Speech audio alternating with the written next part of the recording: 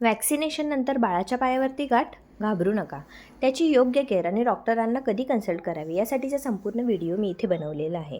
अजूनही जर चॅनलला सबस्क्राईब केले नसेल तर हिट फॉर सबस्क्राईब. तर तिसऱ्या व्हॅक्सिनेशननंतर तुमच्या बाळाच्या पायावरती गाठ आलेली असेल आणि तुम्ही घाबरलेले आहात आणि तुमच्या मनात एक प्रश्न असेल की डॉक्टरांना कन्सल्ट करावं की करू नये, तर हा व्हिडिओ फक्त तुमच्यासाठी. तर माझ्याही बाळाच्या पायावरती तिसऱ्या व्हॅक्सिनेशननंतर डाव्या पायावरती स्पेसिफिकली इंजेक्शन दिलेल्या जागेवरती दुसऱ्याच दिवसापासून गाठ आलेली होती आणि बाळ खूप रडत होतं, त्याचा पाय खूप दुखत होता. त्यामुळे माझ्या मनात एकच प्रश्न होता की हे नॉर्मल आहे का? तर सर्वप्रथम एक गोष्ट लक्षात ठेवायची आहे की व्हॅक्सिनेशननंतर थोडीशी गाठ येणं हे अगदी नॉर्मल असतं, विशेषतः DPT किंवा पेंटाव्हॅक्सिननंतर. तर यासाठी आपण कोणकोणत्या काळजी घेऊ शकतो? तर पहिल्यांदा एक थंड शेक तुम्हाला द्यायचा आहे. पहिल्या 48 आवर्समध्ये, लक्षात ठेवा 48 आवर्समध्ये फक्त थंड शेक द्यायचा आहे. तर थंड शेक देण्यासाठी तुम्ही काय करू शकता, तर आईस क्यूब्स जे आहेत ते मसाज बॅगमध्ये तुम्ही देऊन मसाज बॅगमध्ये टाकून तुम्ही तो शेक बाळाला देऊ शकता. डिरेक्टली आईस क्यूब्स ॲप्लाय करायचं नाही आहे, कारण तिथे पाणी जाण्याची शक्यता असते.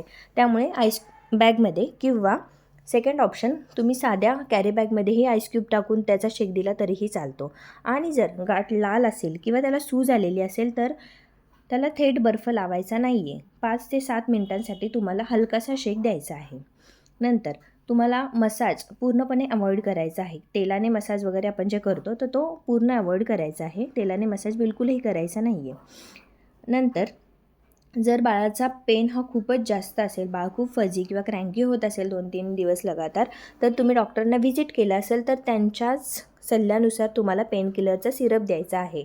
स्वतःहून कोणतेही औषध बाळाला द्यायचं नाही आहे. नंतर तुम्ही 2 दिवसानंतर म्हणजे 48 आवर्सनंतर तुम्ही एक गरम शेक बाळाला देऊ शकता. तर गरम शेक तुम्ही कशात देताल, तर कापड गरम करून तव्यावरती शेकून तो शेक देऊ शकता किंवा हॉट वॉटर बॅग तुम्ही ती गरम करायची आहे, नॉर्मल गरम करायची एकदम कोमट अशी, आणि तो शेक तुम्ही लगातार बाळाला द्यायचा आहे. त्यामुळे ती सूज किंवा ते स्वेलिंग हळूहळू कमी होत जातं.